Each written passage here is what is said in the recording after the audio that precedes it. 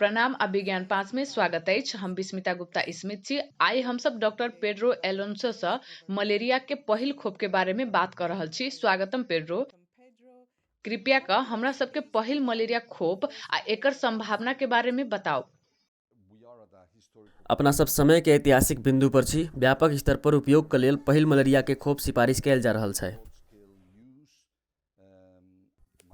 अफ्रीकी धियापुता सबके बीच एहि समूह में मलेरिया के रोके में सहयोग करे के लेल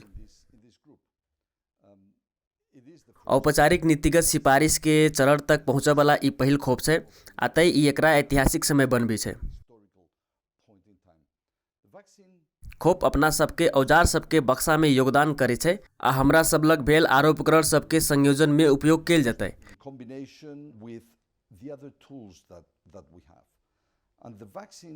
आ मलेरिया के विरुद्ध हमरा सबके लड़ाई में खोप महत्वपूर्ण समय पर एहि स्तर में पहुँचे छै।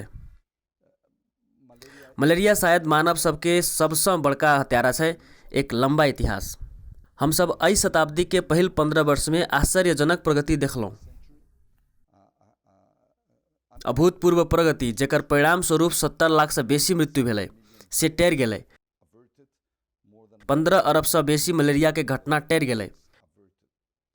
लेकिन कटु सत्य ई छै कि पिछला 4-5 वर्ष में हम सब एहि प्रगति के अस्वीकार्य रूप से उच्च स्तर पर स्थिर होय देखलौं। हमरा सब लग अखनो मलेरिया ग्रस्त देश सब में रह वाला आदमी सब में प्रत्येक साल 20 करोड़ से बेसी मलेरिया के मामला छै। मलेरिया के कारण प्रत्येक साल 4 लाख से बेसी मृत्यु होय छै। आ बीमारी आ मृत्यु के आघात अफ्रीका आ अधिकतर अफ्रीकी धियापुता सबके भुगतऽ पड़ी छै। पेड्रो, उ कौन समूह छै जेकरा ई खोप प्राप्त करे के चाही आ ई खोप के सुरक्षा के बारे में हमरा सबके बताओ।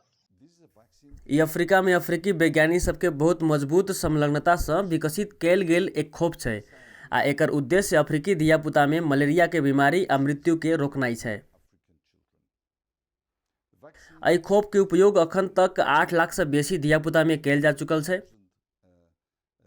हमरा सबके परीक्षण कार्यान्वयन कार्यक्रम सबके हिस्सा के रूप में ई पहिल कयल गेल काम पर कयल जाइ छै।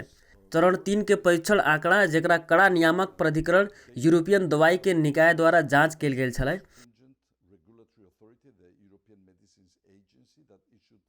जे एहि खोप पर सकारात्मक सिफारिश जारी केने छलै आ हम सब एहि खोप के बढ़िया सुरक्षा विवरण पर आश्वस्त छी। एक सुरक्षित आ प्रभावकारी खोप छै जे जीवन बचावे में, बीमारी के रोके में योगदान देव सकैए। पेड्रो, कृपया करके हमरा सबके एहि खोप के महामारी के बीच में शुरू करे के चुनौती सबके बारे में बताओ। पिछला 2.5 साल में हम सब 3टा अफ्रीकी देश सब में परीक्षण कार्यक्रम सबके मलेरिया खोप के शुरुआत केने भेटल अछि कि वास्तव में एकर बहुत जोरदार मांग छै।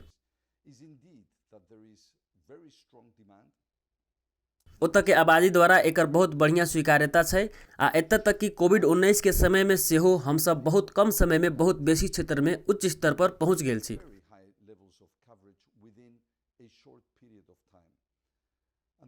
आई सामान्य रूप से खोप सबके मौलिक मूल्य आ स्वीकार्यता आ विशेष रूप से अफ्रीका में मलेरिया के खोप के बात करी छै।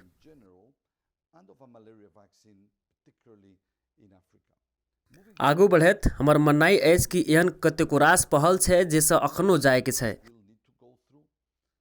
अफ्रीकी देश में एहि खोप सबके आपूर्ति के सुरक्षित करे के लेल अखनो लगानी के लेल काज करे के जरूरत छै। लेकिन हम सब आदिवासी छी। हम सब एहन स्थिति के कल्पना नहीं कर सके छी जतऽ अंतर्राष्ट्रीय बद्धता एहि खोप के ओई आदमी सब लग पहुँचावे के अनुमति देवे के लेल आर्थिक स्रोत सब नहीं जुटतै जेकरा एकर जरूरत छै।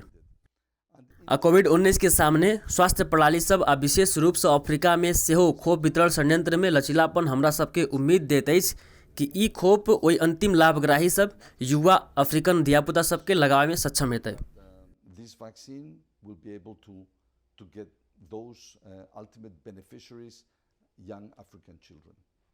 अहाँ के धन्यवाद डॉक्टर पेड्रो एलोन्सो। उ छला आइ के विज्ञान 5 में दोसर बेर तक के लेल सुरक्षित रहू, स्वस्थ रहू आ विज्ञान संग रहू। धन्यवाद।